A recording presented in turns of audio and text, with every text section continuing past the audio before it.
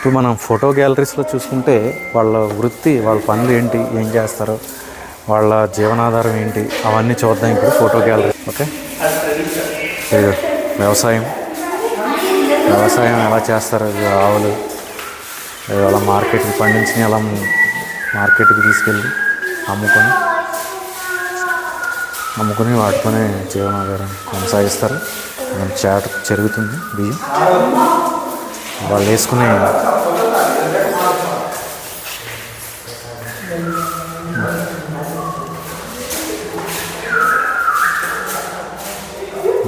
మెడలో వేసుకునే హారాలు ఇవి. అవన్నీ చెవు బౌళి అంట. చూస్తారు కదా, సంత అనమాట.